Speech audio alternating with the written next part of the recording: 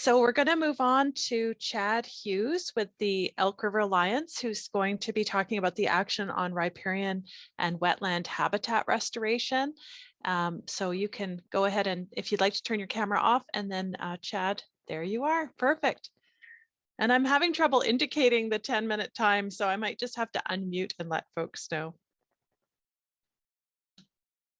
Great. Oh, Sorry, can you hear me there? Yeah. We can, thank you. Great. So action item 5 was riparian and wetland restoration at the landscape level. Apologies, my presentation is not nearly as visually appealing. Essentially, this was to map, prioritize, protect, secure, and enhance high-quality habitat, including riparian, wetland, and floodplain habitat, including conservation opportunities for Crown, municipal, and private lands. I think this works. There we go. So there hasn't been much direct landscape level work towards riparian, wetland, and floodplain habitat, according to those I've spoken to who were at the last meeting. We did put in an initial 2019 CBT Ecosystem Enhancement grant, and that was denied. And the events of last year have certainly not helped. In general, we found that riparian restoration projects were not well received or considered a priority for most funders in 2019 and 2020. I think we put in a total of 4 or 5 different requests for funding, and they were all denied for various reasons.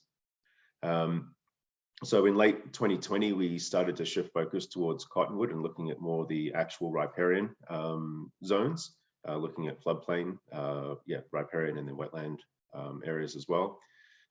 We put in a 2020 request for funding from FWCP, which was denied, but sounded like it was a fairly close call on getting the funding for that. And then also in late 2020, we started working towards another CBT Ecosystem Enhancement grant, and we've been working with CBT for the last year or so, trying to get that dialed down where it's acceptable for the funding. And it's looking relatively positive at this point. So again, minimal successes to date at the landscape level, at least. The Elk Valley Land Trust is certainly working to secure the Elk Valley Community Forest, which it sounds like it might be including some riparian habitat and therefore cottonwood forests as well. The reason why we're focusing on cottonwood forests is because we feel that's going to have more of an appeal to a wider range of funders, and it's a little easier to understand for some people as well. Cottonwood forest, yep, that makes sense. Streamside habitat maybe isn't as palatable to some people who don't really understand how that works. So we figured we have a better chance of public engagement with that. And also cottonwood forests are more important, at least conceptually, to larger animals as well. Also starts to tie into more tourism funding as well, that we hope that we can sort of use that as a baiting hook. At the site level, there's the NCC Hosmer wetland restoration, which is ongoing. We've been doing a lot of work on that over the last year. And then the Morrissey Meadows as well is just its beginning phases, and we've been speaking to NCC about getting some focus on that. I haven't had a chance to look at Big Ranch really, but maybe we can talk about that later, Joe. And so the Elk Valley Cottonwood Enhancement Project, or whatever acronym we end up going with, is specifically looking at the current extent, mapping the current extent of cottonwood forest, hopefully down to the site series level, and then looking at the historical extent as well. And then on top of that, layering condition mapping so that we can identify priority sites for conservation and then priority sites for restoration and rehabilitation. And the idea is that we'd be starting restoration activities on the Hosmer and Morrissey Meadows areas next year. And then as additional sites are identified, move on to them. We're looking at Michelle Creek. That's been identified as a high priority area for cottonwood restoration and streamside habitat restoration. But unfortunately, that's almost entirely industry owned. So we'd need some partnerships with Tech, North Coal, possibly Canwell, and then also Canadian Pacific, possibly Fortis Gas. There's a heck of a lot of work happening up there that is all cross-contaminating each other, I guess, with regards to land rights. If we can get some confidence on that area at the very least, then that would make things a lot easier for funding. And then the Elk River Delta has also been identified as a strong candidate for riparian floodplain restoration for Cottonwood, but unfortunately that is below the Columbia River Treaty zone with regards to CBT. So actually getting some work on that might be a bit of a jurisdictional hassle. If we can figure that out, that'd be great. And then we're looking at riparian focus areas, and that's essentially anywhere along the valley, the Elk River and tributaries that is performing badly, or in this case, most likely cleared for agriculture or other reasons. We'd like to put in a 5 to 10 to 20 to 30 meter buffer, depending on what's palatable to the landowner. And just putting in that, putting in a whole lot of cottonwood and hopefully maybe some understory species as well would increase a little bit of connectivity, a little bit more ecosystem function, and in theory should have a huge effect on stream temperatures, which is starting to become a big focus for us in the Elk Valley if you've been paying attention to stream closures this year for fishing. Yeah, so we're applying for these 2 grants, CBT and FWCP this month. The CBT Enhancement grant is focusing on the groundwork, and it has to be focused on the groundwork, which is a bit of an issue for us, and it can only be focused on Crown public and conservation lands. So any private land means that it's out of the picture, and given that the Elk Valley is 30% privately owned and the valley bottom is most certainly almost entirely owned by private interests, for the most part, that makes it very difficult to focus on those riparian focus areas.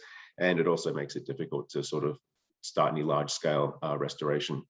So we need to either purchase land, have it donated, or find some other acquisition pathway. And that's going to be a lot of money. And that seems to be the biggest problem at this point for this particular grant. And then the FWCP grant is focused more on the ecosystem mapping and site selection. And then hopefully, depending on what FWCP says later this week, we can maybe use that to start wrapping into conservation site securement as well. We'll be most likely using Key for Ecological Services for the mapping and site selection. And the site selection criteria is going to be based on stakeholder and engagement. So that will be Sanaha Nation Council, as well as Tobacco Plains, and then look to talking to community groups like the Fish and Game Clubs, and then obviously talking to specialists like Stuart Rood and Mary Louise Paulson, who really understand this ecosystem at a better level than we do. And these are our major sites. Just thought I'd put some pictures into this presentation. The Michelle Creek catchment, you can see there's multiple land uses happening here that sort of almost overlapping multiple land uses, which has had quite an effect on the creek itself. The riparian focus areas, this is an example of one. Even just putting in a 10 to 15 meter cottonwood buffer along the side here would definitely start decreasing the amount of erosion, start putting more large woody debris into the waters, start shading it out, and definitely getting some riverine benefits there. And then the Hosmer wetland, we're working on this at the moment, and we'll be out here every Saturday this month if anyone's interested in coming out to plant some trees. Morrissey Meadows, this whole area would be great if we could start rehabilitating that back to something that's a little bit more natural. And the Elk River Delta, this is a huge area. It's about, I think it's about almost 1 kilometer by 1 kilometer. If this is probably viable cottonwood forest area, but it's been grazed down, and the idea is that we'd start excluding cattle from this area to see if that can kickstart, excluding cattle and putting in some live stakes, and see if that starts to kickstart the succession process. And if it does, then we could expand that. Obviously, there's a bit of legal finagling to see if that can work or not. And then the Garrett Ready Mix site was mentioned last year. I haven't even considered that at the moment, but that's definitely, looking at it, it looks like it'd be great to start some rehabilitation work on that, although that would be, again, a fair bit of work to get a hold of that to begin with. So with regards to collaborations, we definitely need more matched funding for these grant applications. And then we need significant funding for land acquisition and securement. That's a little bit outside of our realm of expertise. So we'd like to be speaking to NCC, NTBC, and the Elk Valley Land Trust about what we can be doing to forward that side of things. We definitely need more information, historical and traditional knowledge from First Nations, as well as local community. I know the fish and rafting guides have a pretty good idea of streamside habitats, but we also need to understand where the historical extent of Cottonwood would be. So that would be talking to loggers and foresters, as well as probably hunters. That would help a little bit. And then speaking to academics and consultants, obviously, but then there is a wealth of information that's out there already in some of the old reports. I know there was a big mapping project that happened back in the 90s, and getting a hold of that paper would probably help quite a lot.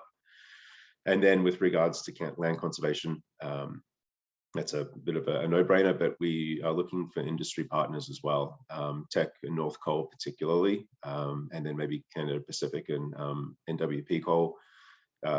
We're hoping that some sort of offsetting credits could be discussed, so that the donation or rehabilitation of these lands that aren't particularly useful for mining but might have been historically cleared for some reason, if we could get them restored, then that would be amazing, and hopefully a win-win for all parties. And then with regards to actual the project work, we need more input into the actual site selection. And then we need to be talking to someone to help out with private land work with regards to funding, as well as actually dealing with land covenants or agreements. And I think that's where KCP would really come in to its come in shining there. Apologies, it's not more it's not more of a visually appealing show, but yeah, was any discussion or questions? I wasn't here for the last one, so I imagine I've missed quite a few points that should have been covered. If anyone can fill me in, that'd be great. That was fantastic, Chad. No, that's just what we were looking for, and an update on all the work you're doing with the importance of riparian and wetland restoration. So if you want to stop sharing screen and folks can turn their cameras on. I do realize we're behind a schedule a bit, but we will make up for it in a little bit. It won't take me a long time to explain breakout rooms. So if you go back to your gallery view, you should be able to see everyone again. And I see Joe has his hand up. Hey, Chad, great presentation. Definitely reach out to me outside of this about a site at the Big Ranch. There's certainly a few areas there that would fall under your riparian focal areas that would benefit from this. We also probably, like the project we're doing right now aligns really well with what you're doing. It would have to be a discussion with Krista in terms of how that lines up with the CBT application and the current funding with the project we have right now. But I think there's a way for us to partner on that for sure. And we've also done a bunch of aspen sort of restoration work on the Big Ranch. I'm sure a lot of our learnables might be applicable to some of the Cottonwood stuff you're doing as well in terms of grazing and exclosure fencing and things like that too. So happy to chat with you offline. That would be great, and we'd be happy to expand the Cottonwood enhancement title to sort of floodplain and riparian. I think that would be appropriate. We're still working with CBT, so anything that increases the scope of the project in the right way I think would be pretty acceptable. And we will be going into breakout rooms on these particular actions. So that's another opportunity right here today to flesh out some next steps and communicate together. Randall, you have your hand up as well. Yes, a question for Chad, but it's something I think for all of us to think about and begin to prepare for is the tech fine of $60 million is going to be paid in next March, and then there's going to be a planning process as to how that's going to be distributed, presumably over time, process that will hopefully be led by the KNC, or at least have them as a significant part. And the laundry list that's in the statement is I think fairly thoughtful. So has anybody given, Chad, have you guys given thought to how we might begin to access that those funds as they come available, probably over the next 2 to 5 years? Yeah, the last I heard was that about 30 million of that was earmarked for something other than restoration and activity, but so that other 28 to 30 million is probably going to be up for grabs.